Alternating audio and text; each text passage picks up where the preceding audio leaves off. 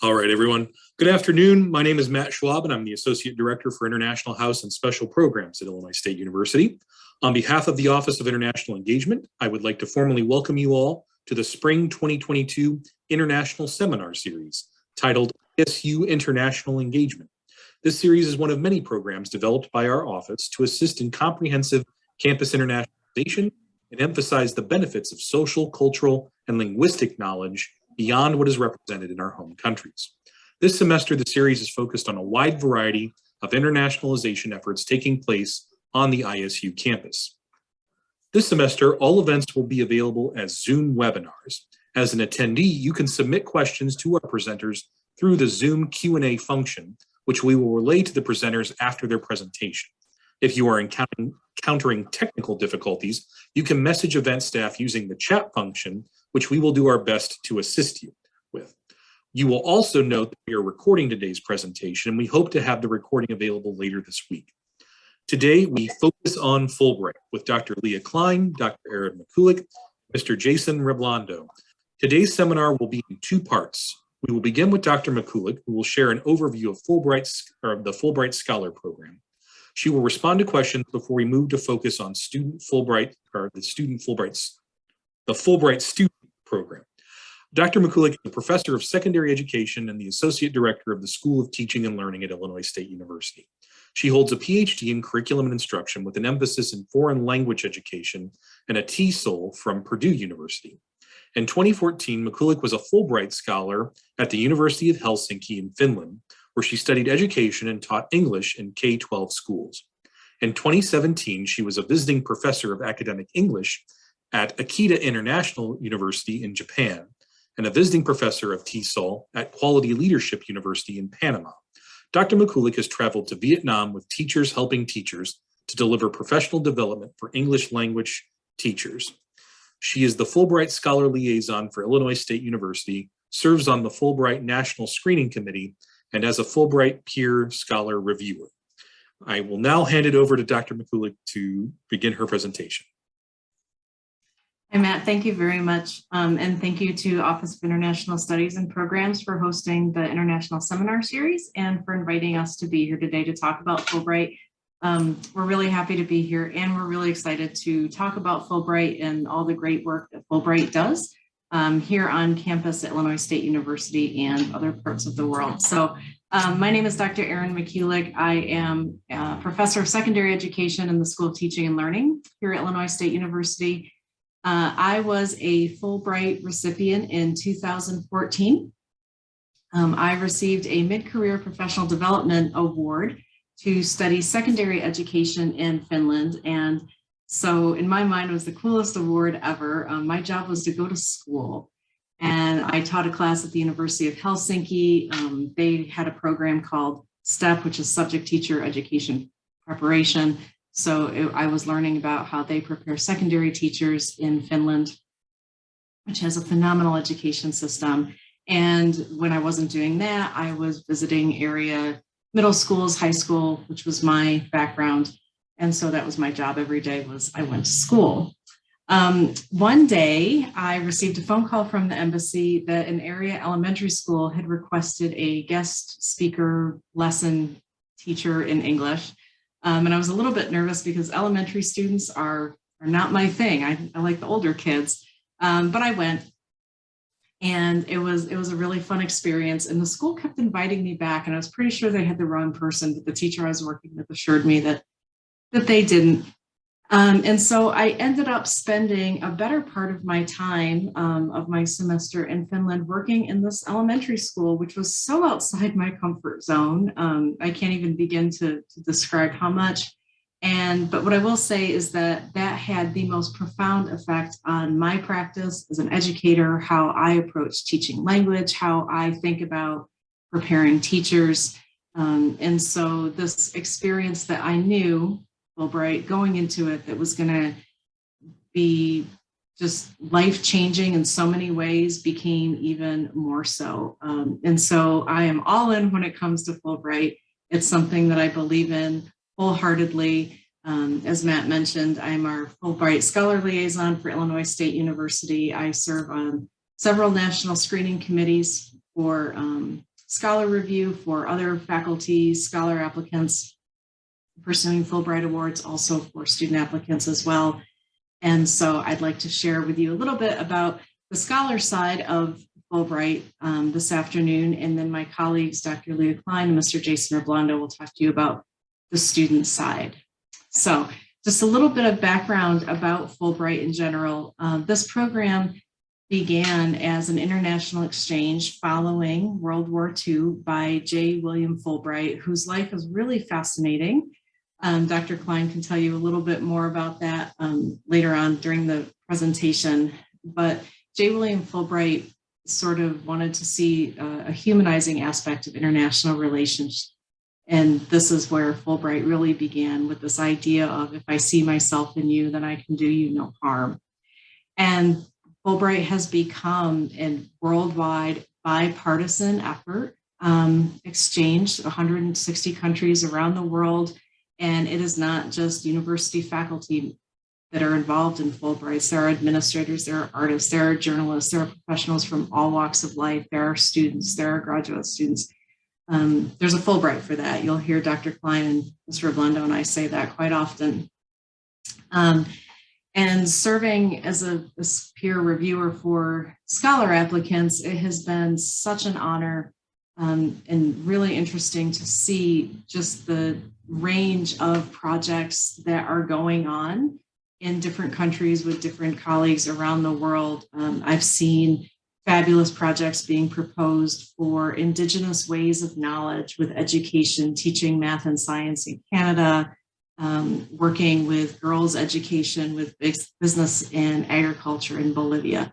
So Fulbright, the mission that J. William Fulbright began, has really blossomed into something that is just far-reaching and incredible. The Fulbright mission is very dedicated to diversity and inclusion. You know, something to share with the audience. Growing up, I'm from a very rural part of upstate New York. You have to drive 40 minutes to buy socks. There's more cows than there are people.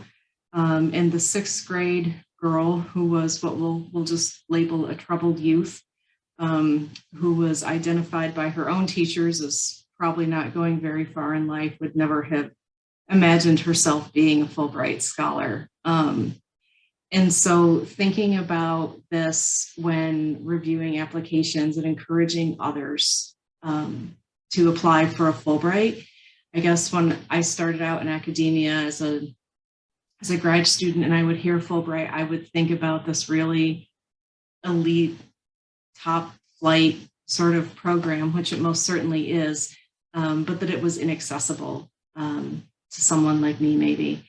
And that is not the case at all. And Fulbright is fully committed to diversity and inclusion and open to accepting and supporting applications and proposals from applicants from so many walks of life. And that's something that has been really additionally rewarding working with this organization. And every time I speak to someone, whether it's a faculty member or a student who's interested in possibly submitting for a Fulbright award, you know, I often hear, oh, I could never do that because, and my response is always, yes, you can. Why not? Why couldn't it be you? And so that's something that's important to us working with Fulbright here at Illinois State, and it's something to Fulbright as an organization as well. So just to give some numbers for Fulbright around the world, so they provide over 8,000 awards annually, and you can see the numbers here and how it breaks down.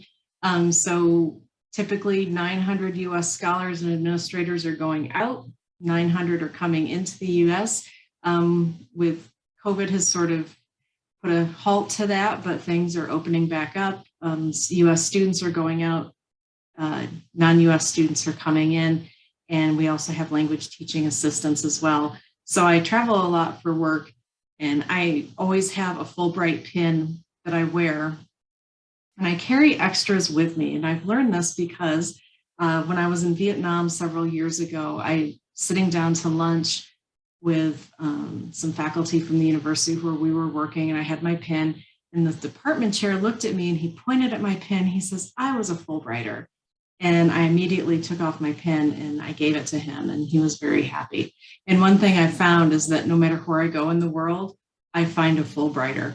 They're everywhere, and it's really wonderful. So Fulbright is definitely a worldwide program. And again, going back to J. William Fulbright's idea of humanizing international relations, it certainly does that. So I love this idea from Fulbright about why Fulbright, why should you do it? And here's a true marketing strategy to academics: expand your publishing network. Well, sure, that's of course. But I think probably the other points on this slide are more salient. Relationships that are real and lasting. The relationships that I've formed being in Finland are still with me today, 8 years later. Oh my gosh, I can't believe it was that long ago.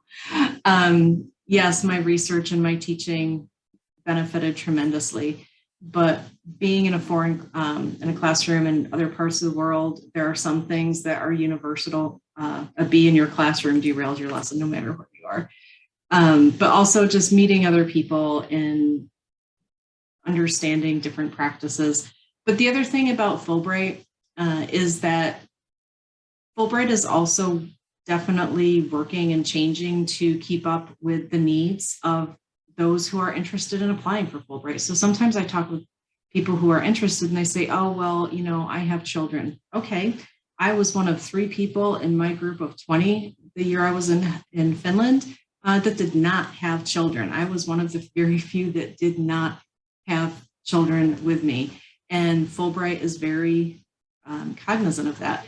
They have developed awards that are called Flex Awards. So no, not everyone can go away for 6 months or a year. So there are awards that are a little more friendly with time.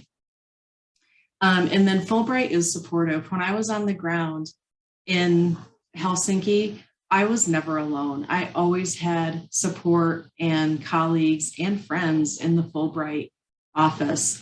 So I was in Helsinki in 2014. When I went back in 2019 with a group of my own students that I'm going to talk about here in a minute, I was at a museum and I was walking out. My students were still in there and I was walking outside, and all of a sudden I hear Erin.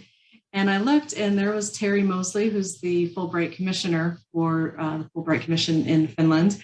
And she just kind of looked at me with this look on her face and she says, what are you doing here? And I said, well, I have a group of students. What are you doing here?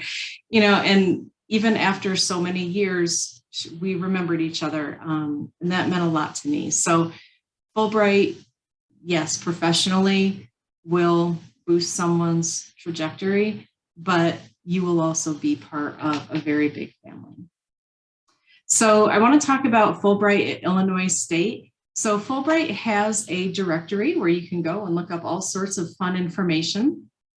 And Fulbright has awarded 89 grants to faculty here at ISU since 1950 to 43 countries. So those are just faculty since they were at ISU that received grants while here. 11 of those received multiple awards, which is quite impressive as well. Currently, we have 37 Fulbright recipients here on our campus, and we're very proud to call Fulbrighters Redbirds. And so when we are hiring new faculty, when we're bringing in new staff as well, we're always happy when we have someone coming in who is a Fulbrighter. There are various different kinds of Fulbright programs that are available. Okay, so there is the U.S. Scholar Corps Award, there are Specialist Award, there's Distinguished Awards in Teaching, Students Administrator Award, there's Fulbright Hayes, and then there's special awards as well. So there tends to be this idea, if you're not familiar with Fulbright, that there's one Fulbright, there's a Fulbright, that's it.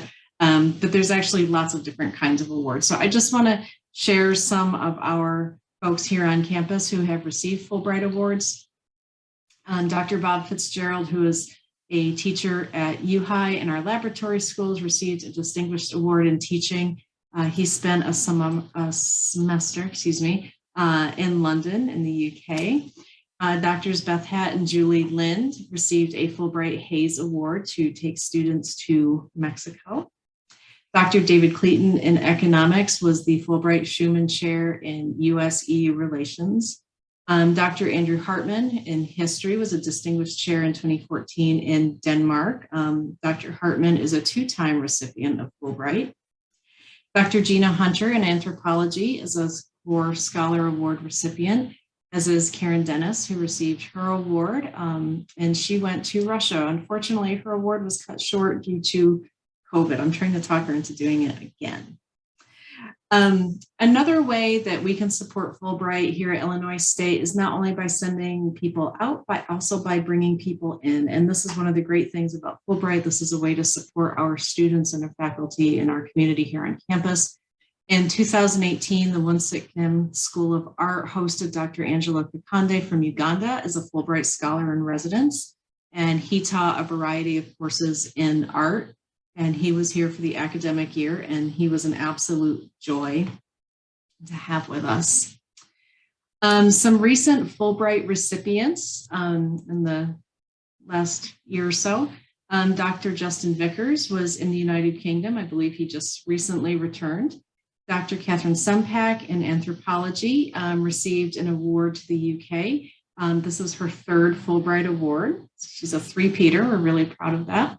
Dr. Do Young Park just received his second Fulbright Award. He is in Vietnam right now. His first was in Cambodia. And Dr. Janice Hayes in history received her second award to Turkey. So we have some recent Fulbrighters. Like I said, COVID sort of put a stop to some Fulbright activity, but things are picking back up again. So one thing that people will say when it comes to a Fulbright is the real work begins at home. And I didn't quite know what this meant until I went to Finland, and don't get me wrong, I had a fabulous time. I had a wonderful semester, and I have to share this. My mother will insist that I share this. So this little girl wearing a snowsuit would probably never have imagined she'd be a grown woman one day wearing a snowsuit, feeding a reindeer up on the Arctic Circle. And so this was one of the things I got to do as a Fulbrighter. But again, the real work did begin when I returned home, because there was what I had learned, and now what was I going to do with it? And one of the things I got to do with it, if you remember from the beginning, my presentation was I talked about how I'm a secondary education person, middle school, high school, that's where I belong. But I had been invited repeatedly to teach at an elementary school, and that is where I developed the most of my practice. And so I do work with our study abroad programs here on campus. And a few years ago, I got this idea after doing a presentation to a student group and answering some questions that it might be a good idea to do a spring break study abroad trip to Finland. And I wasn't quite sure students would want to spend spring break in the Arctic Circle, but sure enough, 14 of them did. And I have to say that going back 5 years later after my Fulbright, and taking a group of my own pre-service teachers to the school, to the elementary school, where I spent so much time and developed friendships with the teachers and worked so closely with the students, I understand what the statement means and how the work of a Fulbright, well, one day you're feeding reindeer, and sure, that's fun. But it's moments like this photo with my students outside the school where I spent a lot of time 5 years later is really, I think, the ongoing work and devotion and joy of what a Fulbright is.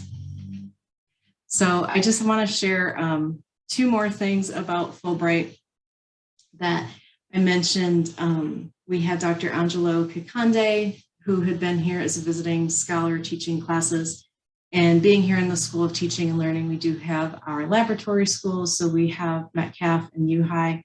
One of the other ways that we support Fulbright here at ISU is we have an increasing number, hopefully again post-COVID, of international students who are coming to ISU through Fulbright. So they can apply to receive a graduate degree supported by Fulbright, and ISU is identified as one of the participating universities in Fulbright.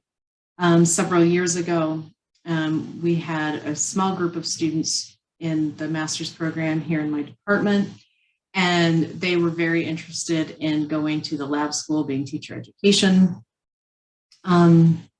focused. And so we arranged for this day. And so I was feeling a little nostalgic, I suppose, putting this together. And so I wanted to share how Rabian Griawan and Syed Anwar Shah from Indonesia and Afghanistan, they had put together lessons and taken this to our students over at Metcalf. So Fulbright, so it's great for us who go out and then we come back, but even for our students who come in and they share their experiences with our students here on campus, our students in our lab schools. Fulbright really serves the greater ISU community. And as I said, coming out of COVID, we're excited to see it start to grow once again. And I'm going to leave this here as we open it up to questions with a quote from Dr. Katie Jasper over in history, who completed her Fulbright as a graduate student in Italy. I just love this picture. She looks so professional with her surveying equipment. And I think her quote sums up, again, the value of a Fulbright and the ongoing effect that it has on someone's work and their life in general. So I'm going to leave it at that. Thank you very much. Matt, do we have any questions? I was just going to say, thank you, Dr. Mikulec, for your wonderful presentation. If there are any questions, please feel free to put them into the Q&A. I will be happy to relay them to our wonderful presenter.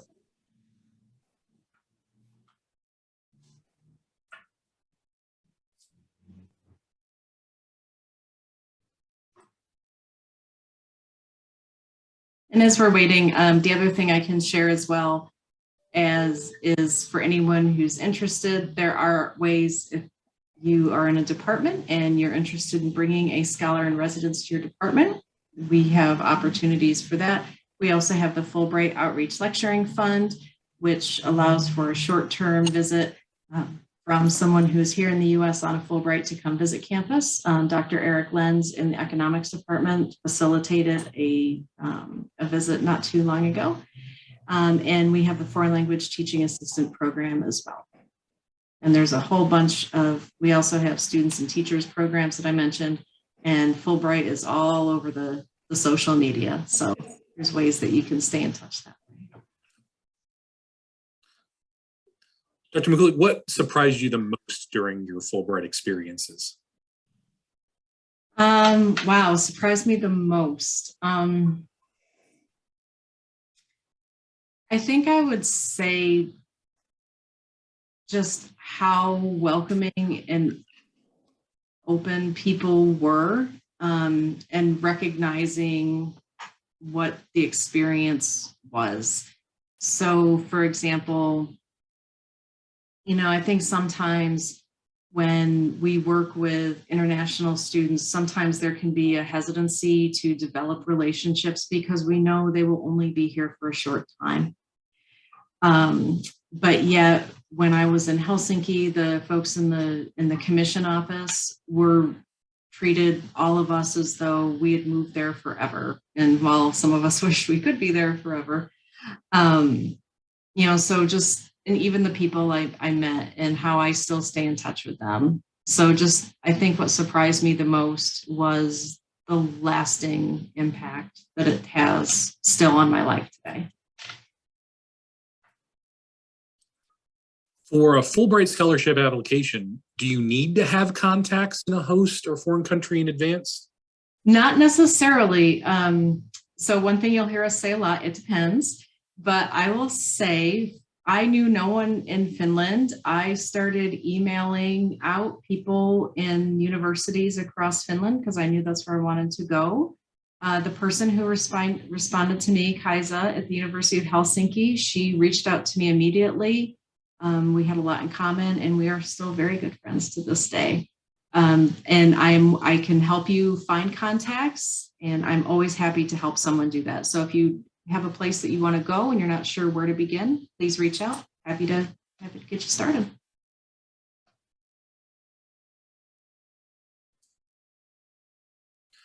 Give it another couple of seconds here. And the last thing I'll say before I turn it over to Dr. Cline, and I also actually have to go teach too, is that we will be having some sessions through CTLT about, if you're interested in applying for a Fulbright or learning more, those sessions will be available. So please look for those. All right. Well, thank you, Dr. Mikulec. I think we're now going to, especially so you can get to your class, move on to Dr. Cline and Mr. Reblando, who support the Fulbright student program here at Illinois State University. So to give an introduction, Cline is an associate professor of art history and Ken Holder Endowed Professor of Art in the Wonsuk Kim School of Art. She holds a PhD in art history from the University of Texas at Austin. Her research focuses on the material culture of Rome, Italy. She is currently the co-director of the Northwest Lago di Bolsena archaeological project based out of Gradoli, Italy. I hope I said that correctly. Dr. Cline received a Fulbright Research Award while a doctoral candidate at the University of Texas at Austin. Since arriving at ISU, Cline has supported and mentored student Fulbright applicants as a Fulbright program advisor. Joining her today is Mr. Jason Reblando. Mr. Reblando received his MFA in photography from Columbia College, Chicago, and a BA in sociology from Boston College. He is the recipient of the U.S. Fulbright Fellowship to the Philippines, an Artist Fellowship Award from the Illinois Arts Council, and a Community Arts Assistance Program grant from the City of Chicago Department of Cultural Affairs. His work has been published in the New York Times, Los Angeles Times, Financial Times, Politico, Camera Austria, Slate, Bloomberg Businessweek, Marketplace, Real Simple, Places Journal, Chicago Magazine, Chicago Tribune, and the Chicago Reader. His photographs are collected in the Library of Congress and the Milwaukee Art Museum, the Pennsylvania State University Special Collections, the Midwest Photographers Project of the Museum of Contemporary Photography, and the Philadelphia Museum of Art. He is an assistant professor of photography in the Wonsuk Kim School of Art at Illinois State University. Without further ado, I would like to give them the floor so that they may tell us about the Fulbright student program. Welcome. Thank you so much. Thank you, Matt, and thank you, Erin, for kind of giving us an introduction here to start off. Dr. Mikulec discussed with you this Fulbright Scholar Program. Fulbright Scholar Awards are available to essentially faculty members, people who have achieved the terminal degree in their field. So that would be, generally speaking, PhDs or MDs. So the Fulbright student program, US student program, is intended for people, sort of everyone else below that. So you will have to have achieved an undergraduate degree by the time you initiate your program, and you have not yet received the terminal degree in your field. So that's a sort of the student area. So it's possible, for instance, to have a master's degree and still get a student program, right? So long as you haven't achieved yet a PhD. So the US student program is really, it shares the name with Fulbright, but it's a very different program, and it's a program really targeted at sort of continuing education from a learner point of view, not a teaching point of view. So I'm really happy to share this time with my friend Jason. Jason and I, as both Fulbrighters, as you heard, spend our time every year mentoring, talking to, working with applicants, both on campus and alumni. We'll talk a little bit about that. So if you are interested in applying for a Fulbright Award, the very first thing you should do is contact one of us and let us help you to talk through the many, many options that you have. So as Dr. Mikulec said, the Fulbright is deeply indebted to our namesake, J. William Fulbright. We typically say Senator Fulbright, but before Senator Fulbright was Senator Fulbright, he received a Rhodes Scholarship and came back and earned a law degree, and then very quickly became the president of the University of Arkansas. So he was a university academic president and a recipient of an International Educational Award, all before he ever was elected to Congress in the first place. So he came with a background of understanding how impactful that kind of international educational experience can be and how it shaped him and changed him in his career. So in 1946, through his instigation, a law was passed to create the Fulbright program. And again, there are two different programs, one for the students and one for scholars, and they were created simultaneously. I think it's important to note that the Fulbright program is not part of the university, the Department of Education. It's part of the Department of State, the U.S. Department of State.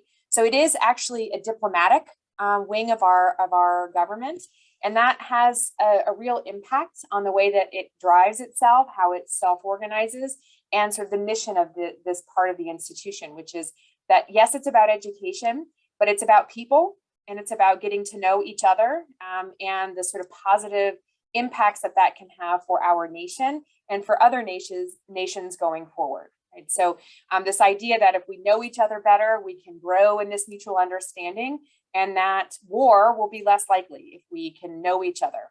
Right? So this came from a very kind of deep personal place, I think, for Senator Fulbright, and the impacts of this have been, I think, far bigger than he ever imagined. So as Dr. Mikulec said, diversity and inclusion are a really important part of the selection process for the Fulbright program. And I really want to point out what that means for Fulbright. So I think in DEI, we generally are thinking about minority communities, but for Fulbright, this also extends for geographic location, socioeconomic status. We'll show you a little video here at the end that sort of emphasizes this, but I think the most common thing that we have people say is, well, I couldn't get one of those awards. I mean, I'm not that big of a deal, right? I'm just a kid from Central Illinois, right? But for Fulbright, DEI really means that what we are sending out from our nation, the students that we are sending out from our nation, look like our nation in all sorts of ways. We don't want a bunch of Ivy Leaguers. We don't want everybody from Stanford. We want normal people who are seeking the opportunity to go and learn, and who can better their communities as they return, right, with all of the things that they have learned, and all of the ideas they've been in contact with. So I never ever want to hear, oh, I couldn't possibly. Oh, yes, you can. And you'd be very surprised just how many people get these awards who really think they shouldn't have. I still have kind of doubt. I can't believe I got my award. I still think I'm sort of humbled by it all these years later. And everyone sort of feels that way because they are pretty prestigious, but please, no barrier in terms of who you are and where you come from in terms of actually applying. So what are the actual eligibility? So as I say, in order to accept the award, you have to have graduated from an undergraduate institution. So we generally target our application sort of work to students who are entering their senior year, entering the year that they will graduate. So if your award begins in September, you need to have at least graduated by the end of the summer session, so to say, right? So most students are graduating in May, but it's possible to graduate in the summer. So if you have to have at least that undergraduate degree in order to take up the award, not necessarily to apply. So if you are a recent alum, if you graduated last year and you want to come back and apply now, you can do that. Obviously, graduate students, so long as they don't receive a PhD by the time they take up the award, so you have to be able to be within that time of graduation. So if you're looking for an opportunity to go abroad for a year to do dissertation research, this is the kind of award that's good for you as well. And again, early career professionals, we've had a couple of applicants who were former graduates. They had master's degrees from the College of Education who wanted to go abroad and have these sort of teaching experiences abroad, but they didn't have a PhD, so that was okay. So you don't have to be actively in school, right? You have to just have that undergraduate degree and not yet a PhD. One, obviously basic eligibilities, again, because this is a US State Department award, you do have to be a US citizen by the application deadline, so by the time you apply. And the last on this bullet list is country-specific requirements. What Dr. Mikulec said is totally true. Our answer to every question that you might have is, it really depends.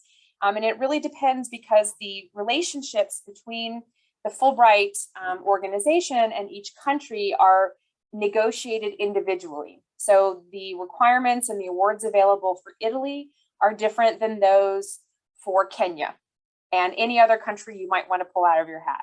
Every country negotiates separately. So each country is going to have specific requirements that I can't know all of them off the top of my head. So we just have to kind of look into them. But do understand that this is sort of the outgoing, you'd be a US citizen, a bachelor's degree, and not yet a doctorate. But there could also be layers of requirements put on by the country. So to give you a sense, for the student awards, there are more than 2,000 awards that are available. And they come in basically two different categories. Category one being study research. This could mean that you want to go conduct research for a dissertation, or you want to go work in a school, you want to sort of work on a project related to education, or you want to enroll in an actual degree program. So there are programs that are intended for individuals to enroll in, say, a master's degree in Spain, for instance. So mostly in Europe, this is the case. This is a fairly new line of awards that are available. But again, that's country specific, but in the Netherlands, for instance, there are quite a number of opportunities that you can go and earn a master's degree in the Netherlands. You can connect to an active degree seeking program abroad, and Fulbright would pay for that if you are accepted into that program and you win the Fulbright Award. So study research is one outlet. And that generally, especially the study awards, are kind of free. So when I went to Italy, there was an orientation. Italians are kind of notoriously laissez-faire, but sort of there was an orientation, and they told us how to get our stipends. And they're like, okay, see ya in like 9 months, and sort of go forth and research, right? There's really not much structure, which means that you can do what you need and what you want, but it might mean that you have to sort of set plans up for yourself and what you're going to be doing and who you're going to be interacting with on a day-to-day basis. The biggest number of awards are what we call the English Teaching Assistantship Program. This is the ETA. And at the inception of the Fulbright program, the ETA award was actually targeted at Germany. So there were hundreds of American recent college graduates who went to Germany, and it sort of embedded themselves into schools and to help students in Germany learn English and sort of acclimate. And so that's where it started. But now there are a number of countries, 75 or so countries that have ETAs. Obviously, you're not going to get an ETA to England, right? But to countries where they speak a foreign language. Of course, this is going to require you to have some language capacity, not always, but usually this is the case. And essentially your job is to go in and to help teachers teach English. And this is a really wide range of different types. In Brazil, for instance, you actually are asked to teach like a 1-hour college level class. Whereas in Nepal, you are accompanying a teacher who is sort of backpacking around to rural schools. So there's just a really wide range of options. And again, it depends on the country. So you really have to sort of dig into each country's rules and see what it is that most appeals to you. So lastly, for me, award benefits. So essentially, you're being paid to go and to do your research, or you're being paid to go and participate as an English teaching assistant. So the pre-grant and in-country awards that you can expect is that they will fly you there and back. You will have a monthly stipend that's determined by the country. So, I think the difference between Nepal and Italy would be quite different, right? But based on what they think you need in order to survive. They do cover you. You are a State Department employee when you are doing this. So you have the protection of the US State Department should there be a crisis. So to be sort of pertinent, obviously Ukraine and Russia right now, it's a problem. So the US State Department helps to evacuate the Fulbrighters in Ukraine and has been helping to move the Fulbrighters in Russia as they wish out of the country. So you do have some institutional connection to the US government, and that helps you in moments like this, right, where you might feel particularly vulnerable. So other possible benefits, Dr. Mikulec talked about the fact that in the Scholar Awards, you are very likely to find dependent support. That is, they accept that if you're a PhD, you likely have more years under your belt and you might have a family. That's not really the case for Fulbright student. It's more likely than not, you will not have any support for dependents, and more likely than not that you might actually be restricted from bringing dependents into the country. So that's something to look into if that's an issue for you. You may have also additional research allowance, again, tuition, if you have decided that's part of the grant structure to be able to take a course. Language lessons. Fulbright in general is going to ask you to know or have some knowledge of the language of the country into which you will be traveling. But they also recognize that there are some countries whose language is very difficult for us to learn in the United States. So for a number of years, Russia, for instance, Russian is not something you can typically pick up in a high school classroom in the US. So they would have what's called a Critical Language Enhancement Award. So you would get the Fulbright, and then they would pay for you to go for a month early into an intensive language seminar. So that the languages that are covered are different. They change depending on the global circumstances, but you can seek that out if there's a particular language. Several of the languages spoken in Pakistan, for instance, are often on that list, right? That's difficult to be able to learn them. So you sometimes get some support in that way. Sometimes they have enhancement activities. I actually won an enhancement award to go to Berlin to do some research that I needed to do when I was in my Fulbright. And they also do have some coverage for disability related accommodations. I think it's important to recognize that when you are traveling with the Fulbright, while you are a State Department employee, you follow the laws and the rules of the country into which you are traveling. So if they are not accommodating for disabilities, you might find yourself in trouble, right? So we can't control outside of our country. So if you have disability concerns and questions, that's something to talk about on a country by country basis about whether that might be possible or not possible for you. So just very quickly, the post-grant, besides getting to hang out in like the awesome community of Fulbrighters, it's been a wonderful experience for me to get to know Fulbrighters all over the world.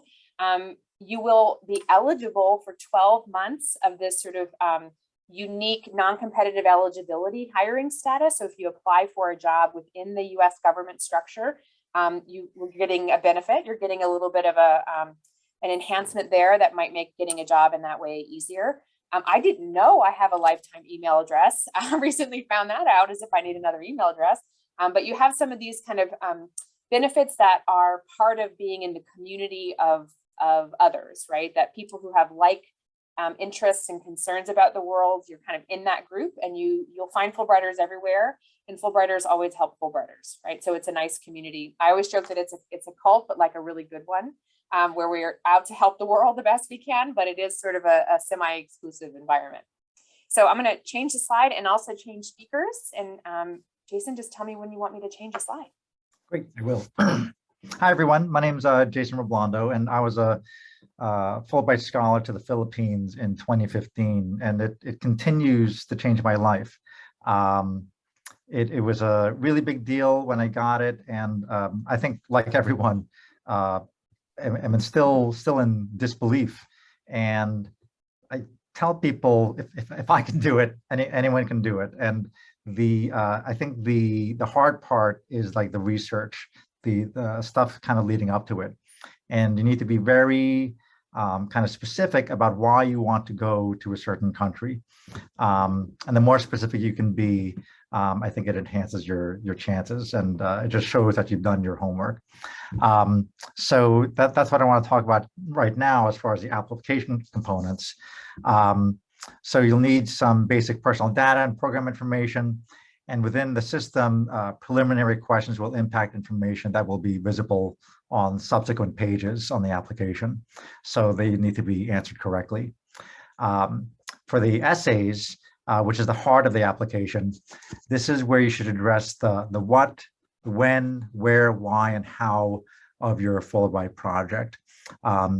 So in your statement of grant purpose for research and study awards, it's a 2-page document detailing an intellectually compelling and feasible project proposal or justification for pursuing a graduate degree program. It should make clear why you must go to that host country in order to complete your proposed research or study program, and that you have the required academic or professional experience and language skills to fulfill your proposal. So I want to point out that that it really needs to be specific to the country that you choose. So do the research about the grant itself and be specific about what you want to do there. So research if you want to do an English Teaching Assistant Award, it is a one-page document detailing why you're interested in teaching English to non-native speakers in that country. And the statement should describe any teaching or related experience while clearly describing what you will bring to the classroom in that host country, including lesson plans, activity ideas, educational strategies you plan to implement. And again, being specific will only help your application. So you should research that education system. What will you bring to this education system? And even more importantly, what will you bring back? What will you learn from them? And to continue this, like Dr. Mikulec said, the work will continue when work begins when you get home. The personal statement is a one-page biography in narrative form, an opportunity to introduce yourself to the screening committee members on a personal level. You need transcripts, a foreign language evaluation, and 3 references. And one thing that I wanted to point out as far as the foreign language evaluation, when I went to the Philippines on as a scholar, knowing Tagalog was not a requirement. It was suggested. There are a lot of people that I met. Yeah, I would say 90% of the people that I met in the Philippines spoke English. I happened to interact with the 10% that did not, and I did not know Tagalog, and I tried to learn it leading up to it, and Fulbright had provided some funds for some language training, and I ended up, relying on a translator, and I think my experience would have been, I got by fine, but I think my experience would have been deeper and more meaningful if I was able to just kind of communicate directly with folks instead of an interlocutor. So I think it shows that you care about the country, and shows you'll go kind of the extra mile. And one thing that I want to mention is the affiliation letters. I think those are very important to have in place. And for my experience, that letter was optional, but I figured there's no real options. Like if it says it is suggested, you should do it. It will separate you from someone who does do it, or who doesn't do it. So again, it depends on the country, but as far as the student Fulbright applications go, the affiliations are a requirement. As far as the arts and the supplementary materials, it really depends upon the medium, and you should look into that particular country and those, whether it be visual art or performing arts, all those requirements differ. Next slide. So the factors in selection will depend on the quality and the feasibility of the proposal, and the academic or professional record, personal qualifications, language preparation, like I mentioned before, and preference factors as established by the Foreign Fulbright Scholarship Board. The extent to which the candidate and the project will help to advance the Fulbright aim of promoting mutual understanding and achieving diversity. Additionally, each country may set specific requirements regarding eligibility and preference selection factors. Country-specific information is available on the website us.fulbrightonline.org. And again, every country, it'll differ from year to year. One year they might take a lot of science people, one year they may take a lot of art people. So it really depends. You can't predict. You can't predict who they're going to take and who they're not going to take. So just give it your all the way. Next slide. So the application timeline, it's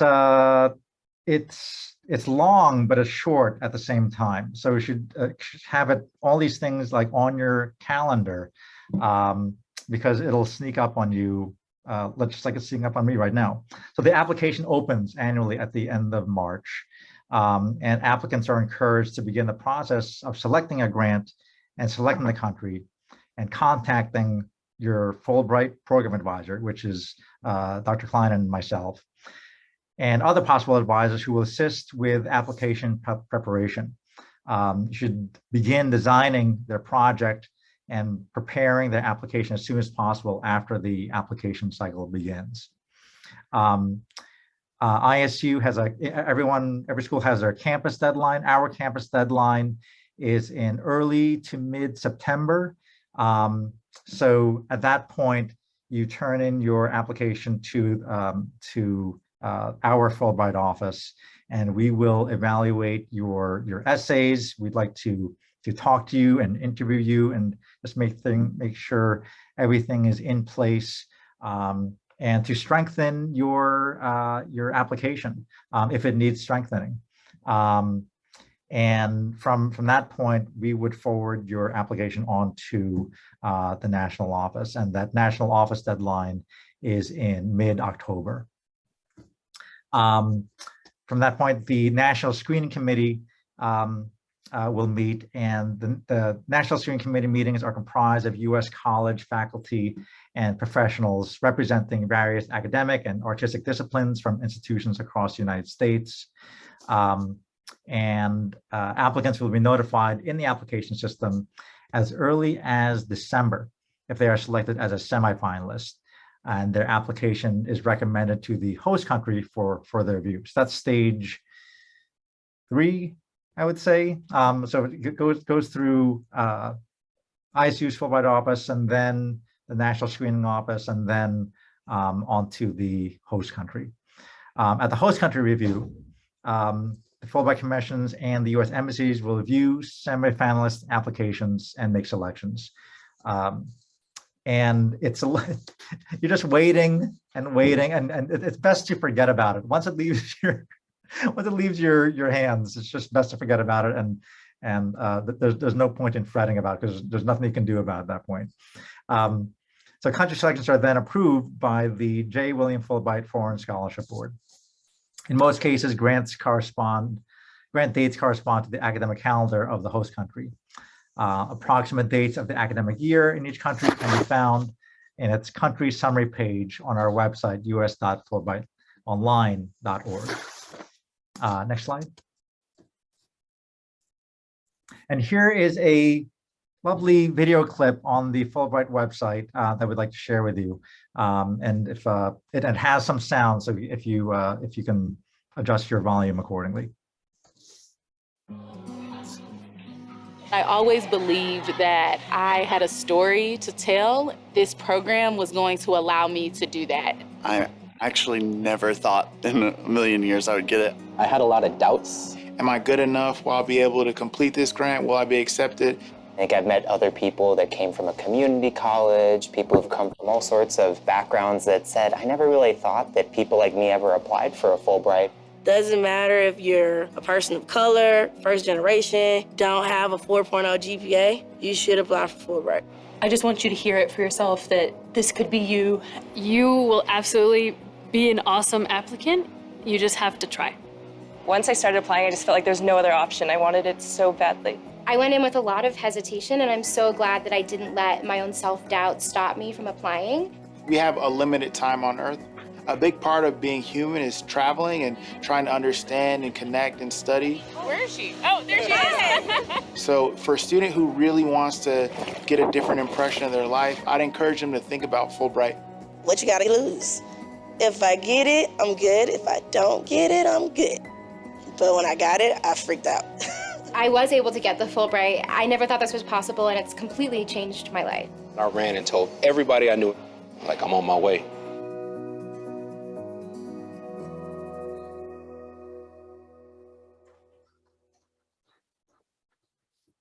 All right, and here's some contact information to learn more information. And on the next slide is our information for to get in contact with us for the folks who are interested in the U.S. student program. And I want to say that the people who are attending this very webinar, that's the first step, and maybe it's your third step. I attended like dozens of these information sessions in person and on the web, and I just kept feeling like I wasn't ready. And I wouldn't wait too long. I think once you have that momentum, I think people should apply, and we are here to support your application. Thanks.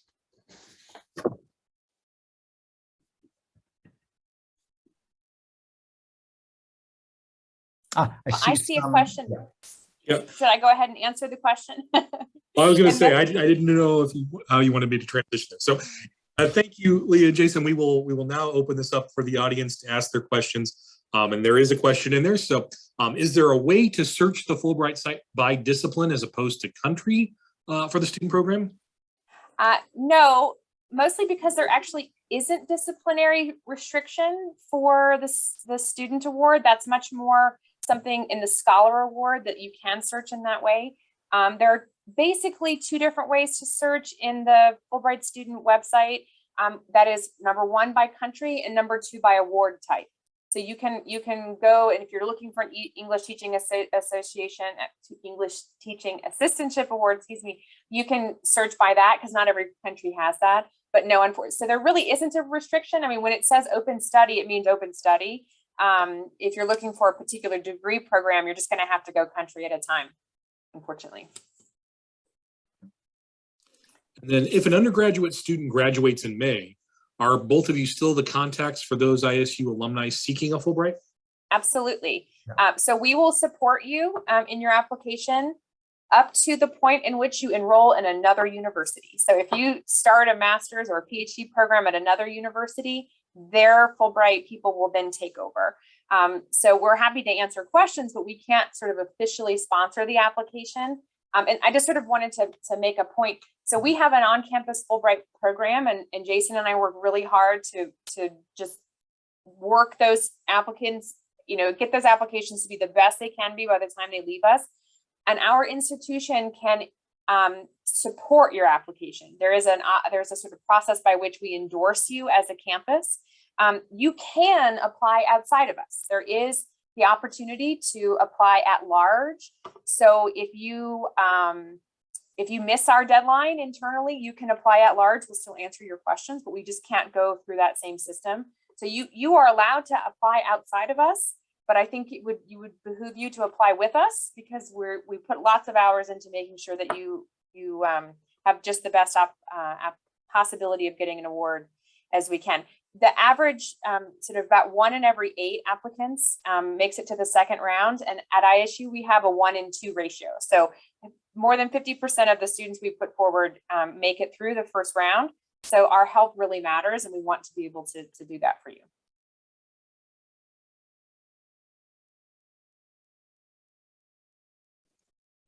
Wait just a minute here. I know we're at 1 o'clock, so I don't want to wait too long here in case anybody needs to leave, but just a little bit for any other questions.